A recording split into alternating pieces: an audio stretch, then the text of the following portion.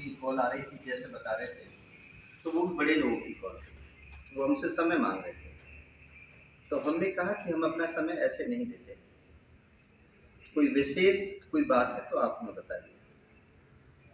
तो हमने अपना शेड्यूल भी बताया कि हम 1 बजे तक यहाँ पर हैं, 1 से 2 हम बल्लभगढ़ हैं, 2 से 3 में हम एक सेशन है, 3 से 4 हम अपने ऑफिस में होंगे 12 सेक्टर, उसके बाद हम फ्री होंगे, तो हम आपको समय दे सकते हैं।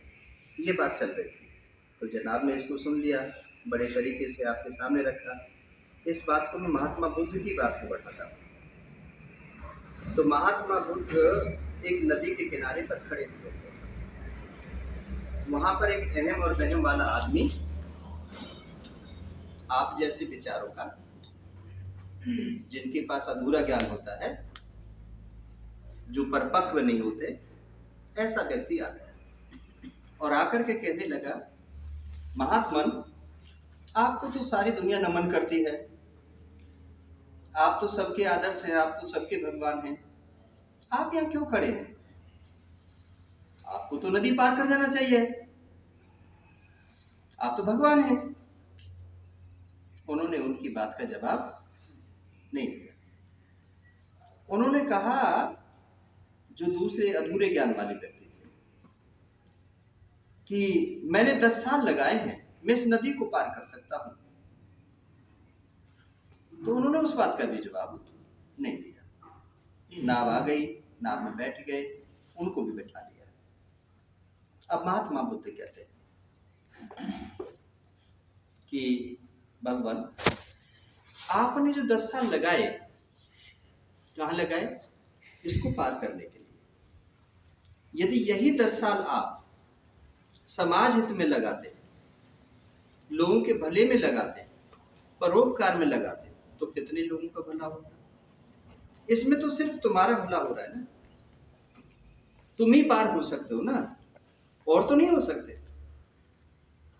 तो उसको आध्यात्मिक ज्ञान पैदा हुआ कि मैंने वास्तव में गलत जगह पर समय लगाया।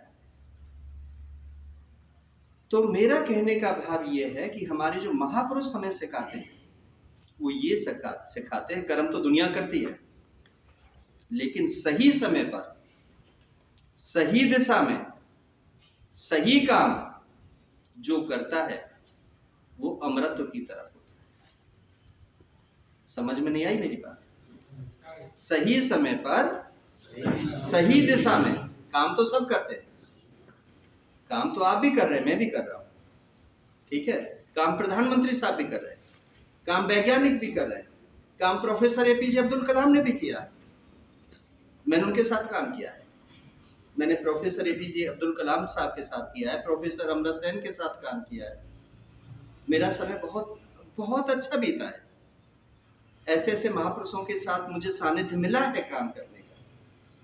तो जब आप लोग भी ऐसे विचारों के लोगों के साथ में थोड़ा सा समय दे दोगे, तो आपके विचारों में परिवर्तन आ जाएगा। जैसी संगत वैसी रंगत, जैसा खाए अन्न वैसा रहे मन। शराबी के साथ रहोगे तो शराब की ही बात करोगे,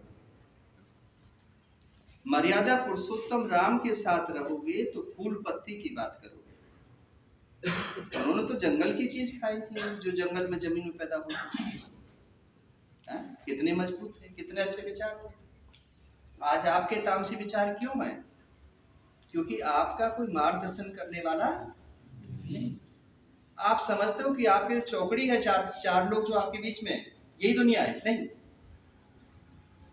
कुएं का जो मेंढक होता है ना, वो कुएं को ही समुद्र मान लेता है, लेकिन समुद्र तो बहुत बड़ा है। जब वो कुएं का मेंढक समुद्र में जाता है ना, जब पता चलता है कि दुनिया कितनी बड़ी है।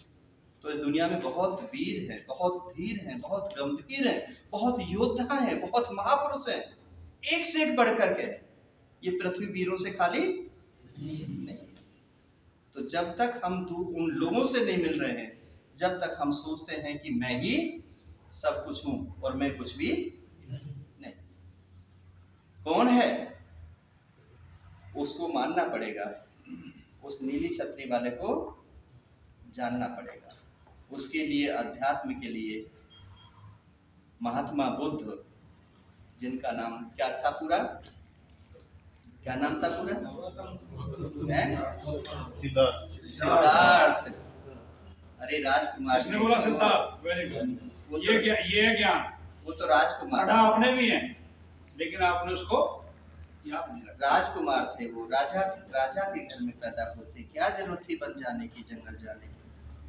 राम दशरथ के घर पैदा हुए थे, राजा के घर में पैदा हुए थे। पिता की बात को फूल दे दिए, पापा ने कह दिया हैं, और चले गए जंगल में। आपके पापा कह दें कुछ, मान लोगे आप? आप तो ओए चुप कर जा, तुझे है ऐसे नहीं बोलोगे। हो सकता है, मैं तो 80% कह रहा हूँ, आज के बालक अपने पिता को पानी नहीं पिला रहे। आज के बालक अपने पिताओं को, ये समय की रफ्तार के हिसाब से बोल रहे हैं। यस सर, ये समय की रफ्तार के हिसाब से बोल रहे हैं, इनकी बात राइट है। हमारी जो पीढ़ी है, मुझे ऐसा लगता है कि वो मातृ पितृ भक्त, मतलब वो लास्ट पीढ़ी है। आने वाली पीढ़ी अपने माता पिता के सेवक नहीं। माँ भी, मैं इसलिए कह रहा हूँ, मैं काउंसलर हूँ, मेरे पास देश और दुनिया से फोन आते हैं, माँ बाप पीड़ित होते हैं। मैं वृद्धाश्रम में जाता हूँ, मैं जेलों में जाता हूँ, मैं वहाँ पर देखता हूँ उनकी हालत, वो इनके सामने रोते हैं, सुनता हूँ, मैं इस चीज से दुखी हूँ। तो मुझे ऐसा लगता है कि वहाँ देखने के बाद दिल से कह रहे हैं, तो हो सकता है कि मैं आप लोगों पर उंगली में बिल्कुल नहीं उठाता, और मैं तो ये कहता हूँ कि परमपिता परमात्मा आपको सद्बुद्धि दे कि उन माता पिता जिन्होंने आपको दुनिया दिखाई है, उनका सम्मान कर लो। ये तो बहुत बड़ी बात है कि यदि आप सम्मान करोगे तो आपकी औलाद आपका सम्मान कर लेगी। यदि आप नहीं करोगे तो आपकी औलाद भी देख रही है, वो भी कह रही है कि पापा तुमने मेरे दादाजी का घर कहाँ बनवाया था, गुरुद्वारे के पास, ताकि वहां रोज खाने के लिए चले जाएं। मैं भी तुम्हारा घर गुरुद्वारे के पास ही बनाऊंगा, और मैं बड़ी गाड़ी में विदेश में उड़ जाऊंगा। तो ये तो क्या होता है कि तुम जैसा करते हो वैसा भुगतते हो।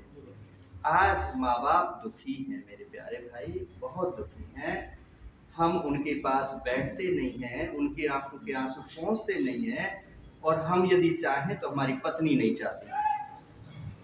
हम यदि बैठ जाएं तो फिर वो चार बात आपसे लगा करके आपको माँ बाप से अलग कर देती है, क्योंकि आपके अंदर सामंजस्य बिठाने की ताकत, कोऑर्डिनेशन दोनों में, समझाने की ताकत, कोऑर्डिनेशन, क्योंकि उतनी शिक्षा आपके पास नहीं है कि कन्विंस कर सके, विद्युत माँ और कालिदास बन सके, है ना, वो ज्ञान आपके पास नहीं।